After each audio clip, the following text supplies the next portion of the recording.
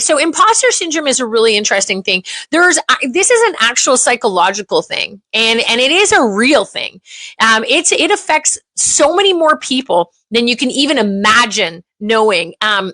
And in business coaching, I see it happen all the time.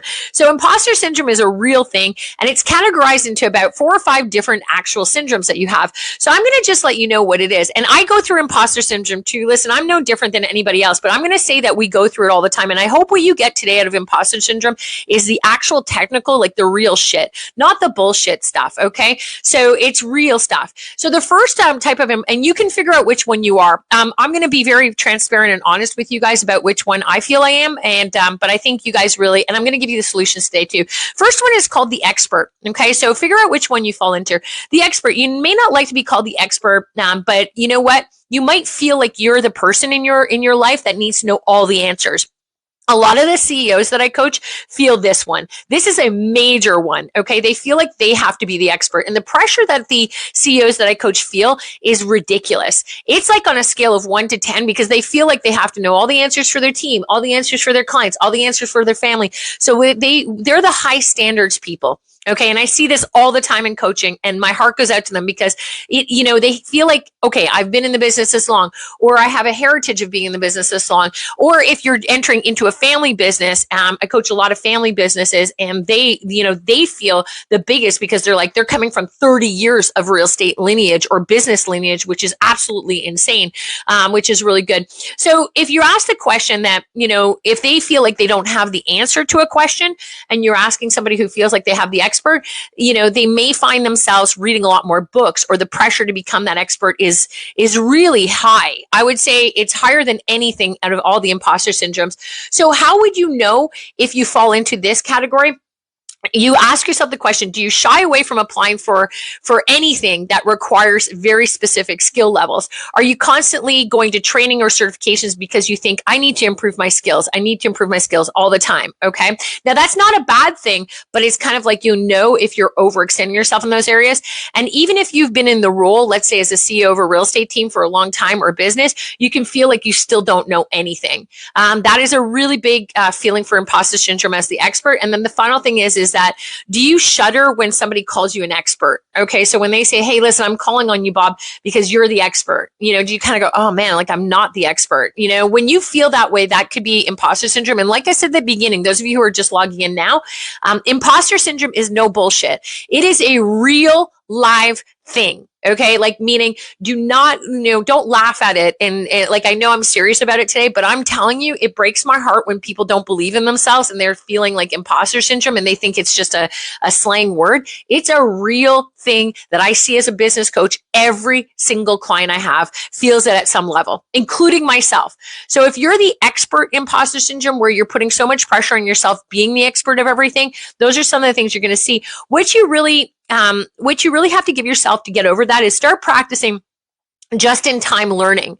Okay, so what that means is acquire a skill when you need it. Don't go to every training or every session or everything, because that will make you feel worse about not being the expert. Just look at what you need to be training yourself on in your organization or company right now. If you need to be hiring, don't go to anything other than training for hiring. And if you have a coach, work with your coach on that. Don't, be very vocal and say, hey, listen, this is what I want to work on because, I'm going in 18 different directions. I don't need to learn everything. And then become more of a mentor. Okay. And what that means is that, if you really want to show how good you are at your skills, mentor some other people underneath you in your team. And just by giving them a one hour a week as a team owner, give them 1 hour. And if you don't have a team, give your skills out for 1 hour a week and just be like a mentor. And as I spit on myself, but anyway, that was attractive. Gotta love live Facebook. Anyway, oh, for God's sakes. Anyway, it's been one of those days. But that's what I would suggest, is because those people who are experiencing imposter syndrome by feeling like they have big shoes to fill or they have to be the expert all the time, generally they're running out and they're taking as much training as they possibly can. Get very linear and only focus on what you need to.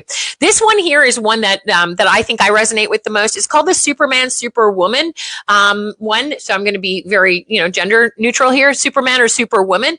If you fit into that category, you already feel like you're convinced that you're a fraud amongst your peers. You push yourself to work harder, usually than everybody else, and you overdo it because that measures up to everybody else. You're an overachiever. The Superman, Superwoman syndrome of imposter syndrome, you're always an overachiever.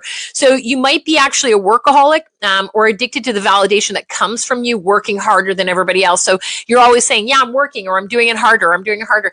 That is me times 100. I mean, it really is. And sometimes, you stay longer at work, or you do activities longer than they actually need to get done, because you know what? That compensates for how fraudulent you feel. And when we use the word fraudulent, I'm sitting here, I know I'm a great coach, but that doesn't mean I don't feel this way. Like I said, these are real. They're not, it doesn't mean that they're true.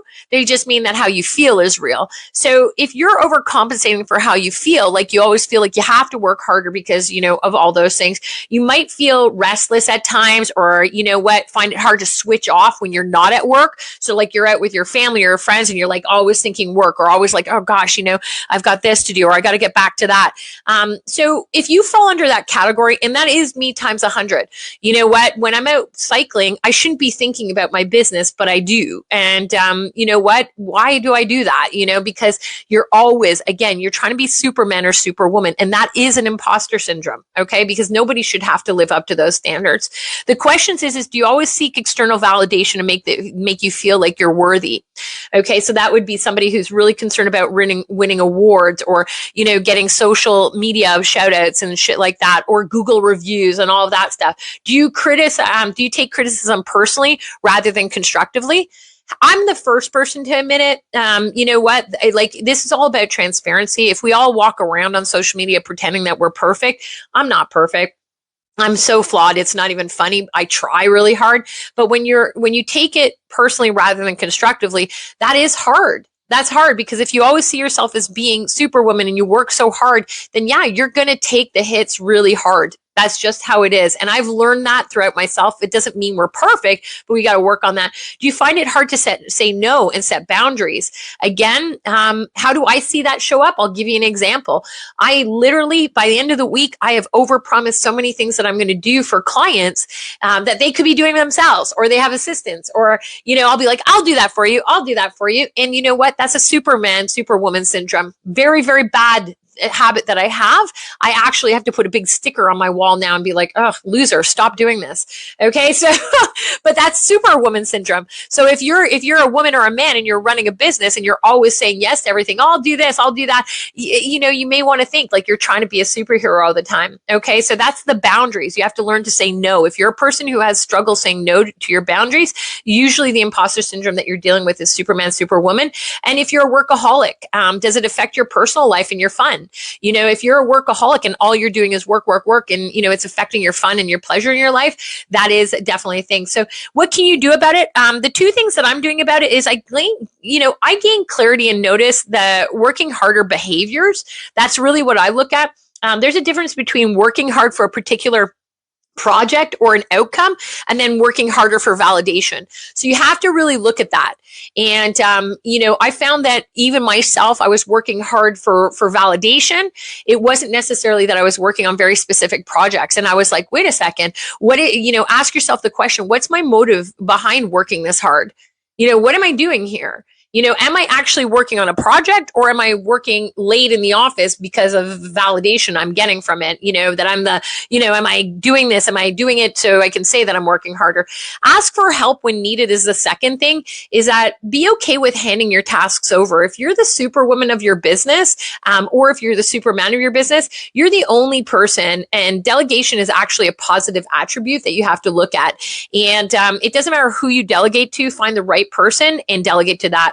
I got to ask Richard Branson one question when I met him a few years ago speaking on stage, and he had said to me, and I thought it was really interesting. I said, you own 500 companies. How do you do it? He says, I'm very smart. He goes, whatever I'm not capable of doing myself, I will pass on to somebody else to do. And I was like, you're a freaking genius. And I'm like, because you know what? The fraudsters in us, we try to do everything. And it just makes us feel great. I'll see it a lot of the times here's where I see it in real estate teams, is when the CEO has team members on their team and they're like, well, they won't be able to convert like I will. So I'm just going to step in and do the job. Okay. And it's like, okay, so you're trying to be the superhero. What's the gain here? What's the gain? You know, what is it? And, you know, some people say, well, it's because of financials, like I have to. And it's like, no, actually, what you really have to look at is there's a project and you need to maybe look at doing, which is getting your team producing. And you know what? The reality is we just started doing this where I was actually brought in now to multiple teams to work with the actual producers on the team. And because the team owners have actually decided and they're like, I'm done. They're like, you know what? I need to leverage this part out. So get a coach in. Let's get the coach to work with the team. Let's do this. I've been saying that for years, but we're only starting to see that as a trend right now. So it's kind of interesting to see. So if you are falling into those, you know, you may want to ask yourself the questions. And like, again, is that, you know, here's how you can tell if you're really in there. Do you have the highest standards for yourself? And that's how you hold yourself accountable. Are your expectations for yourself absolutely batshit crazy? And they're way up here?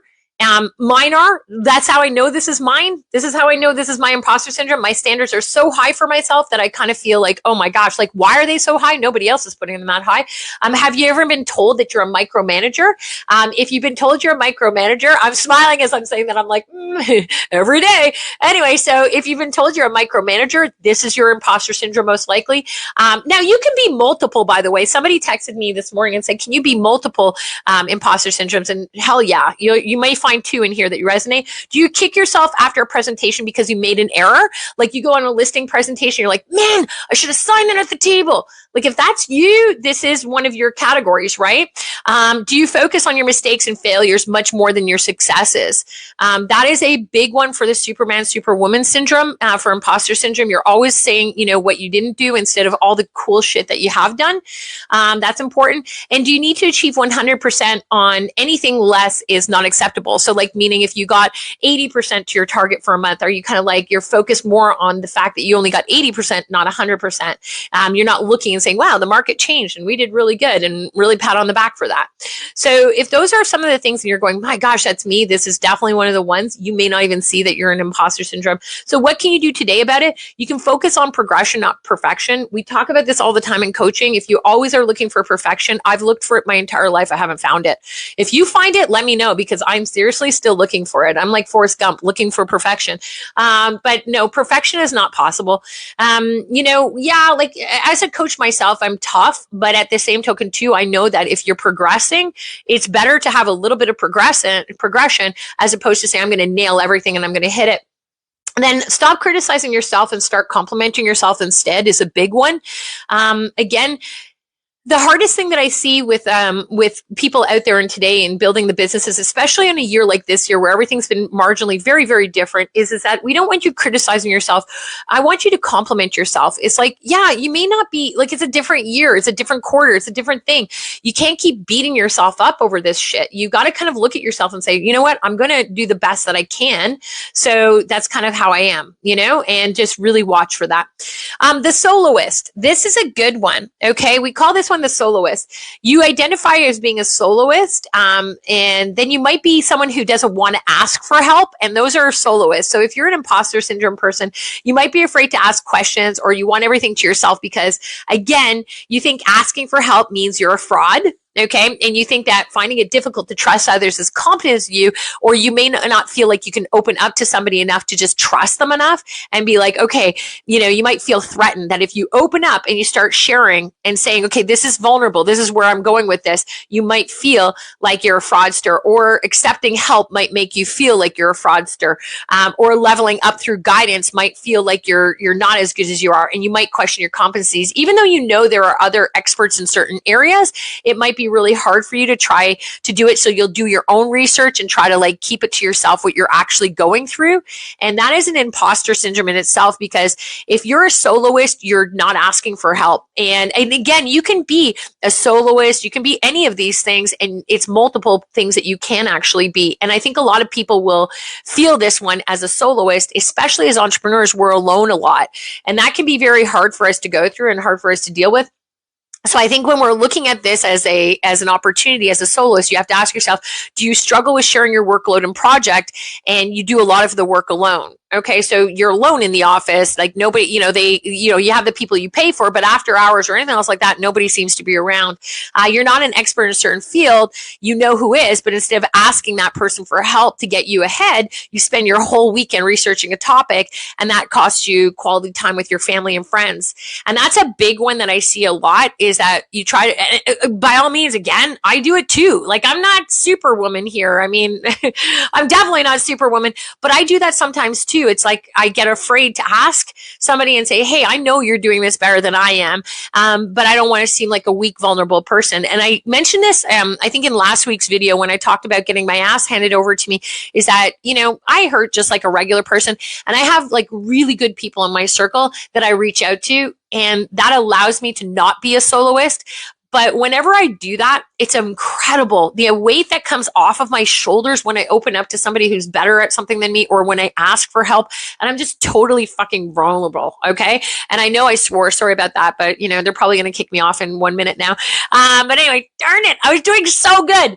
Anyway, but when you drop the F-bomb on Facebook Live, they put you into prison. So anyway, so long story short though, is that, ask for the help. Don't do this alone. Like, that's one of the most biggest imposter syndromes you can have, is like, don't spend a whole weekend trying to become an expert at something. Danny Wood is a great coach that I brought in on Friday to do Chat GPT. And one of the things that I liked about Danny, and he's a great guy, he's a wonderful guy, but he's better at that than I am. Could I have gone and researched and learned and probably done exactly what he did? Of course I could. But, for me, I don't want to be alone in that. So, I kind of, there you go. So it brings you back to the 2 points to get over this one. The first point is that make a list of skills you learn from others. And when you start to learn all the things when you start to see all the things that you've learned from other people, you start to realize, man, like, I didn't learn all this stuff. I took this from here, took that from there. And you start to realize you didn't do it on your own. Second thing, start participating in more teamwork. Purposely seek out opportunities to work on projects with other people. Okay. So if there is like a teamwork project going, I'm not talking about masterminding. I'm talking about projects. Work with groups on projects and bring people together that have bigger strengths, like saying, hey, you know what I'd really like to do is, I'd really like to come up with, a great, listing system. And I want to collaborate with 2 other people who are great at it. And can we work on a project where we create a checklist of blah, blah, blah, and then realize that working with others can really get you there. Stop being a soloist is basically the biggest thing that you want to look at with that. Is if you're a soloist, you're too much in your own little box, and you got to get out there. And that is imposter syndrome, right? Where you're acting like you have this big wealth of knowledge, but reality is that other people can help you faster and better. The next one is the natural genius, we call it. This is similar to a perfectionist. You might not focus on getting the task perfect, but you want to know all the facts and the information. That definitely isn't me. I will tell you that. If you don't know everything, you get really frustrated with yourself. Oh, bugger. Sorry. Oops. Wow, that's a Facebook Live. Anyway, you're frustrated of how long it takes you to grasp the information. You might start avoiding situations like meeting or managers until you feel like you know it all, and that's because you know your self-worth and you know you're not a natural genius. But that's a really tough one. And again, those are for people who are really detail oriented and they have to know everything. Okay, and how do you know that you're that person? Were you the smart one in the family or in a group? Are you always like that? I want to be the smartest one. Did you perform well academically in school? And then you're trying to measure that to your work right now? That is a huge one. If you were like a baby genius and you went through university and school and everything, and now you're like in a career and you're going, oh my gosh, like what am I doing here? That will show up here tremendously as a mental block. Do you struggle with ambiguity in projects and really getting stressed in important weekly results because they are gray areas in projects? So that frustrates you. If you don't have all the details, that would really frustrate you. And do you always get things done naturally, but now it's not working the way you do it now? So those are frustrating. What you can do is you can appreciate, to change that, you want to appreciate the great achievements take long time of learning. So you have to appreciate the long tail. It's not just like, study the reports that show that strong work ethic is also required, not just knowing every fact. okay, so that you can do projects and not have every fact there. And then remember also in this one that you're leveling up. Okay, so growth comes from learning new things. You know, if it doesn't challenge you, it's not going to grow you. So instead of knowing every fact, maybe the challenge then becomes, you know, it's a great thing that you're out of your comfort zone. Generally, people who are in this level, who are the natural genius, what I find with the natural genius is that they are very much, they have to know everything and be great at everything. So they don't go out of their comfort zones as much. So get out of your comfort zone, start breaking through that, and then realizing that that's a big part of it. And then the last one is the perfectionist. And the perfectionist, you know, they don't like making mistakes. Okay, you have high standards. If you make any mistakes, you feel like a fraudster. That's not a good thing. And the thing that you have to remember about being a perfectionist, and you know, those of you who are perfectionists, you know who you are on this. The biggest thing I'm going to suggest is that you have to embrace failure. I fail every single day. Almost every day I fail. And, you know, you get to the point in your life where you're like, failure's not so bad. So you have to really give yourself a break. But here's the thing. All 5 of these are imposter syndromes. You can go to ChatGPT and learn more about this, which I like. But the biggest thing that I would suggest is that when it comes to imposter syndrome, don't let it hold you back. If you don't also believe social media, everybody is effed up. Okay. We all have a different level of imposter syndrome. It's almost impossible in business as an entrepreneur not to have one of these 5 things to make you feel like you're an imposter. What you have to remember is that to keep looking at solving it and identifying, you know, recognizing which one you fit into, and maybe it's multiple ones that you fit into, and pushing yourself out there. And I think you're going to see that that'll really make a huge difference. Okay. So don't be afraid of it. We all have it, no matter how successful somebody looks on the outside. On the inside, we're going through imposter syndrome on a daily basis. And it's about moving through it and working through it and being the best version of yourself. And don't be so hard on yourself. Okay. Bye.